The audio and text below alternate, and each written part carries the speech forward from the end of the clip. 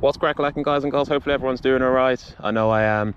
Right, you're here watching this video and I figured this would probably be the best time for me to show this bike off, which is of course the Dengfu E10. Now, there's a strong possibility that a lot of you who are familiar with channels such as Rob Rides EMTB, or EMTB videos, Lunar Cycles, you know, the list goes on. There's a strong possibility you would have seen frames like this around under different banners, or of course under the Dengfu E10 banner, but effectively this is a Dengfu E10. The reason why I've picked this up is in anticipation of the comparison video between this and the Dengfu E22. Now, being cutthroat honest with you, rather than for me to go off assumptions or go off Google Images, which I imagine the majority of you are probably doing in terms of trying to gauge as to which is the better frame in terms of your riding style, or what is the best in terms of practicalities for you, I figured it's best that I obviously get the two frames and give you my initial opinions as to how I'm able to gauge the subtle differences and the similarities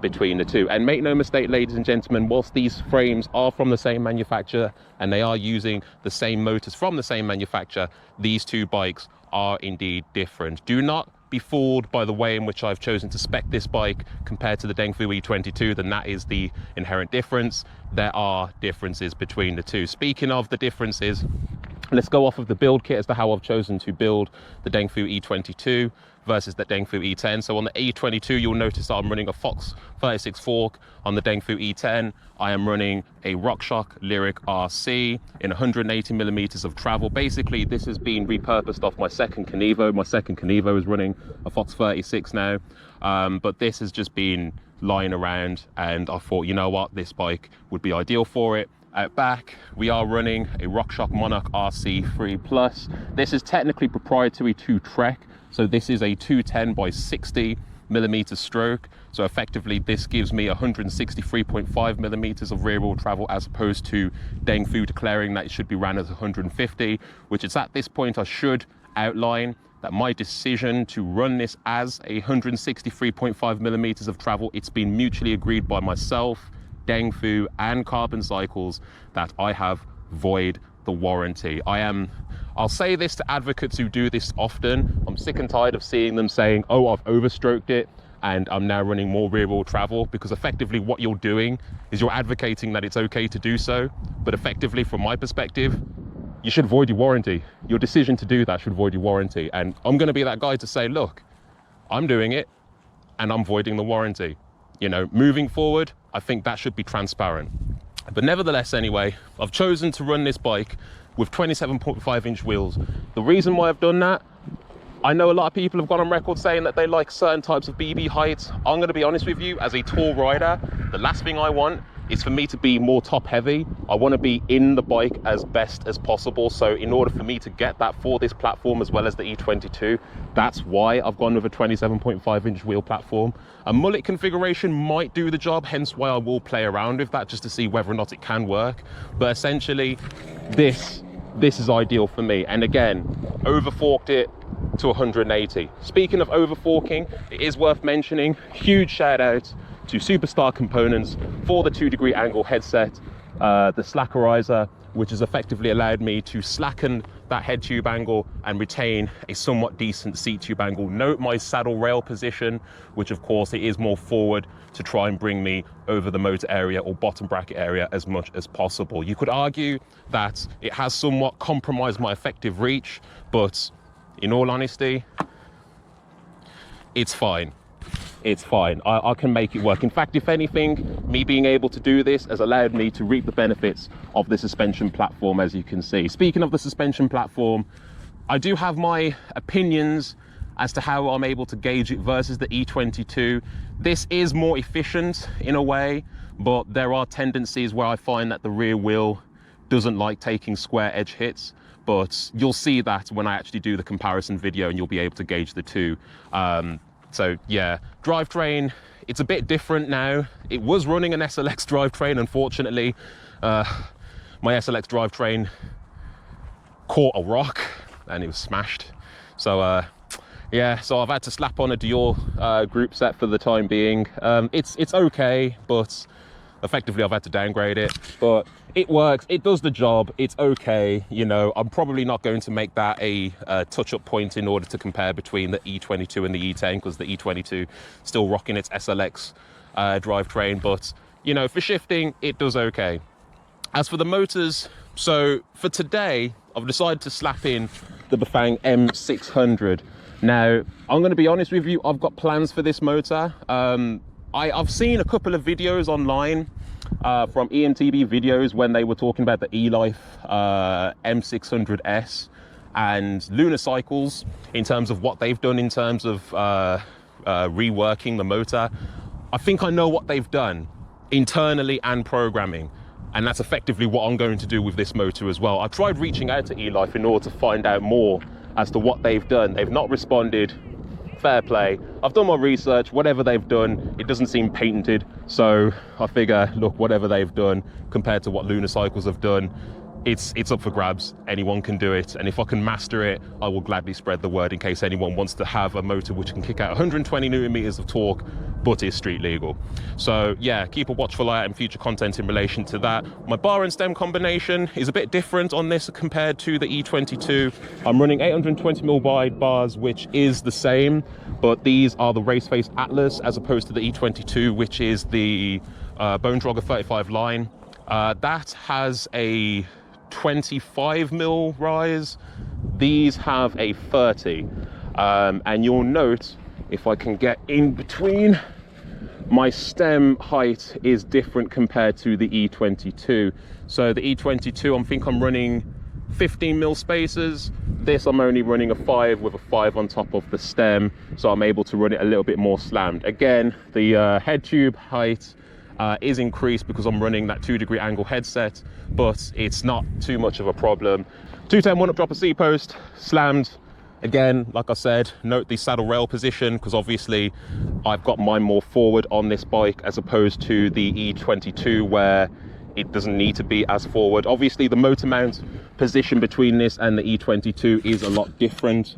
The E22, it's more perpendicular to the chainstays, although the chainstay, the BB drop, sorry, is a bit different compared to this. The BB drop on this is lower, but the BB height is higher. So that's something to definitely bear in mind, ladies and gentlemen, between the two platforms. Chainstays and the rear end, 95% of it is the same. There is one slight discrepancy which I should have highlighted, but in all honesty, and like, I've taken both the E10 and the E22 to a suspension, my suspension shop, and we between the pair of us, we even took off the rear ends and put them on the different bikes. They are effectively the same. The rear wheel axle path doesn't change, it is the same, but the only difference between the two in terms of the rear chainstays is the bridge here. I'm not too sure whether or not I can show it, but on this, let's see if I can get underneath. Sorry if I've just tapped the GoPro there. If you can see right here, there is a bit of a groove on this E10. On the E22, that groove is not there. The groove there, it is literally just flat. A little bit more material, but I wouldn't go as far as to say that it's structurally that better. You know, take your pick really. It's basically, it doesn't matter. You can take this off and put it on the E22, E22 onto this, really doesn't matter. Nothing interferes. We've ran it even with this shock.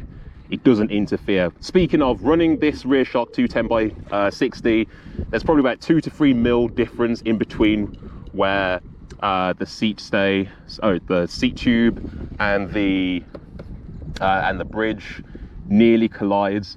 As a result, I have had to put a little bit of M3 tape just here to prevent any damage. It hasn't, it's not touched it. It looks dirty, but nothing's touched. So yeah, you could argue that that's well, it's there just for a precaution. But like I said, as for the ride itself, okay, so being cut throat honest with you, yeah, like I said, they are different. One thing I will gladly say, like I said, the rear wheel responds a lot differently. The rear wheel axle path remains the same, but in terms of traction, I would definitely go as far as to say that the E22 has a slight advantage. You could argue that maybe it's because of the weight, but in addition, it is the suspension platform as well. But on the whole, it is different. I'm not saying the E22 is superior, because put it this way, this is a lighter bike. Regardless of whether or not I run the M5 or the M600, it is a lighter platform overall. Having said that though, I know a lot of riders who follow me do ask me what is the weight limit as to what each platform can support. Technically speaking, the E22's weight limit exceeds that of the E10, so that could be something to also take into consideration as well. But again, I don't really want to go off the whole weight aspect of things, because it's a bit tricky for that to be like a deterrent to sway you from one versus the other. One thing I didn't mention are brakes. Now, some people have commented about this. So the brakes I'm running are these knockoff, depending on what you want to call them, Tektro Orions, Clark M4s. These brakes are £55. These are the cheapest 4-pot brakes I've ever seen.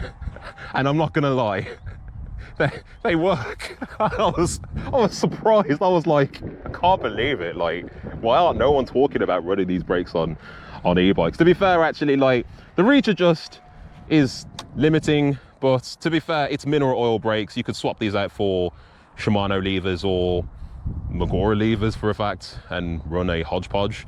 But to be fair, the calipers, as basic as they are, they're not bad. Yeah, and in all honesty, I've even gone as far as to replace the pads in them to sintered, just so I can have more consistency. Oh, bloody hell, that was my knee cup and the rock.